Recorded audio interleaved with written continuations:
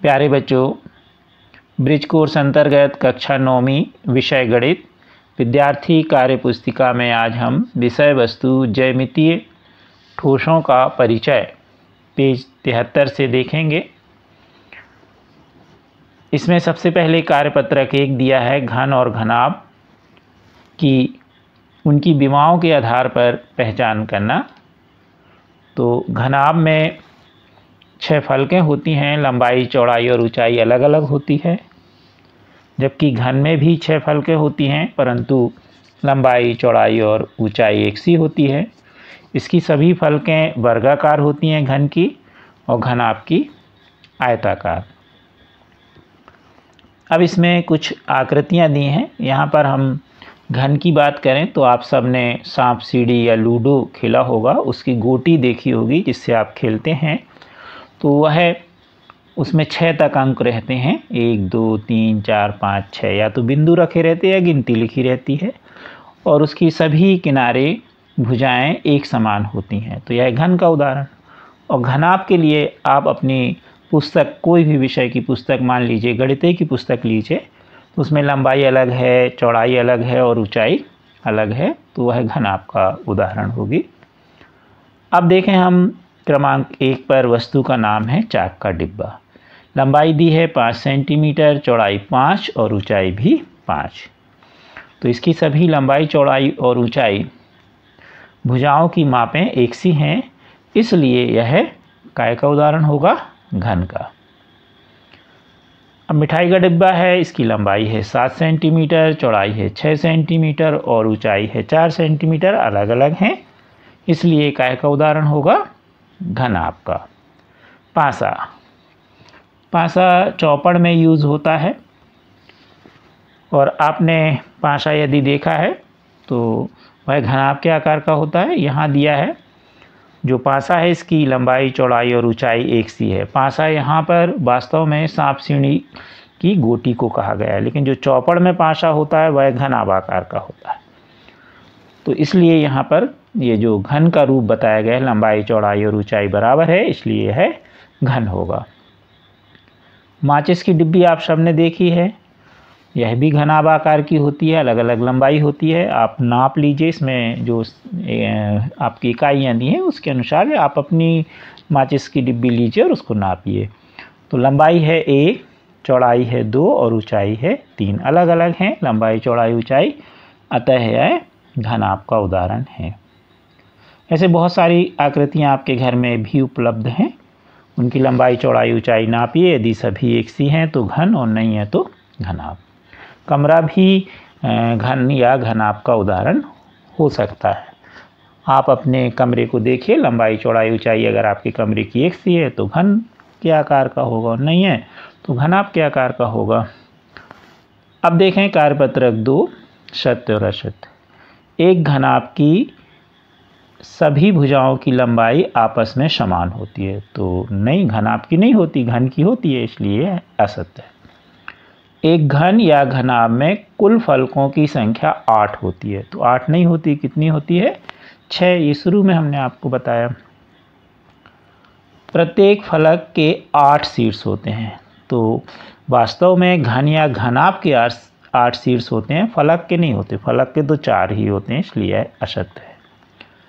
किसी घन के विकर्ण की लंबाई उसकी प्रत्येक भुजा के बराबर होती है, नहीं होती, विकर्ण बड़ा होता है, तो इसलिए यहाँ क्या हो जाएगा? असत्य।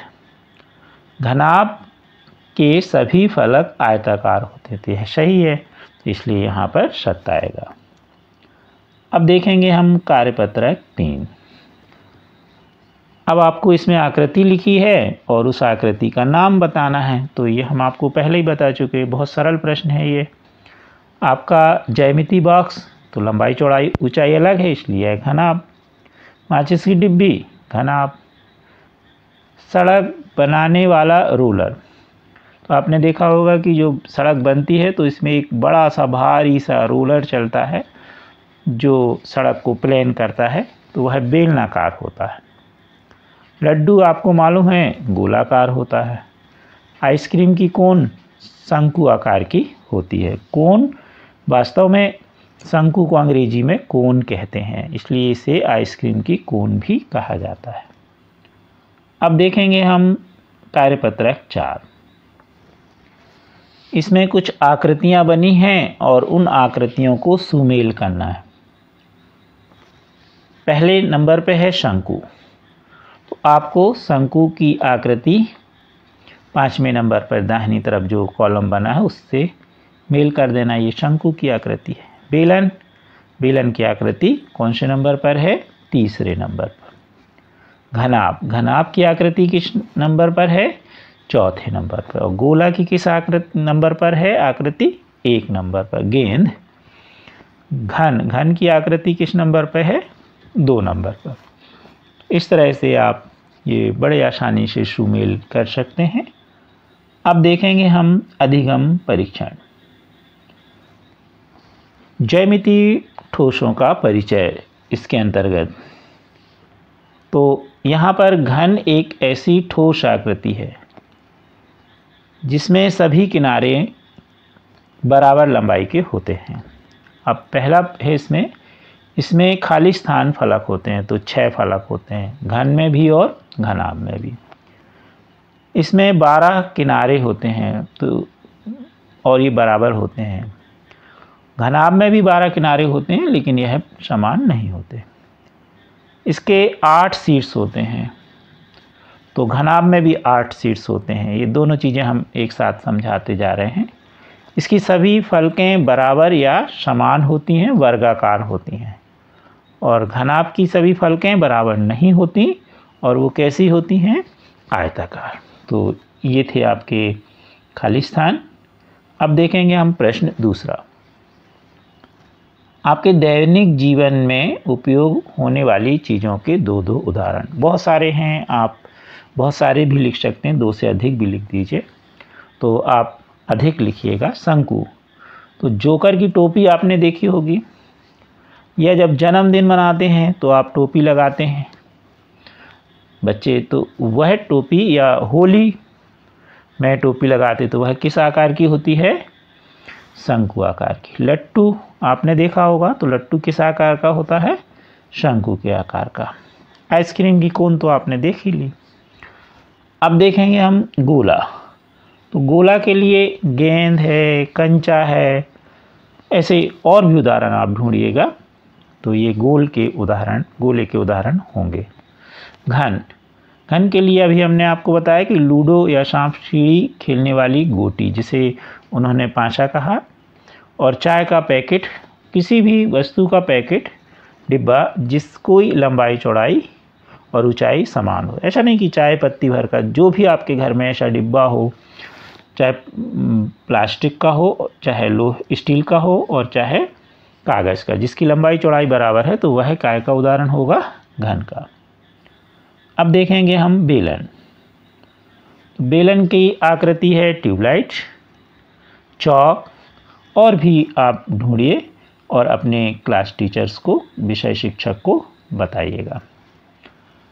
अब देखेंगे हम, इसमें अगला प्रश्न है, नीचे दिए गए ठोस ज्यामितीय आकृतियों का चित्रण कीजिए, यानी आकृतियां बनाना है।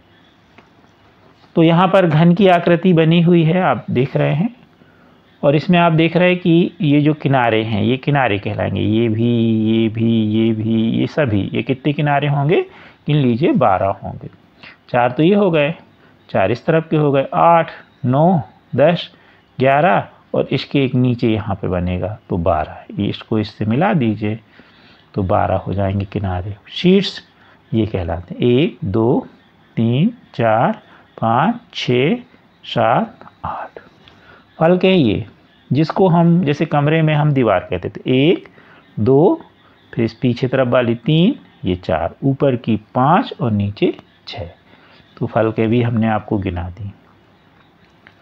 बेलन, तो बेलन आप एक कागज़ फाड़िए, जो आपका रफ कागज़ हो, तो उसको आप मोड़ दीजिए, तो इस तरह की एक आकृति बनेगी। नीचे वृत्त बनेगा, तो इसकी त्रिज्या ये कहलाएगी, जिसे हम r से दर्शाएंगे, और ये बेलन की ऊंचाई h कहलाएगी। तो इस तरह आज आपने ज्यामितीय ठोस आकृतियों का परिचय और उनका अधिगम परीक्षण टेस्ट भी देखा। आप हमारे चैनल को सब्सक्राइब और शेयर अवश्य कीजिए। आपको हमारे सभी वीडियो समझ में आ रहे होंगे। गणित आप अधिक तैयार करिए, आपको गणित सरल लगेगी। Thank you.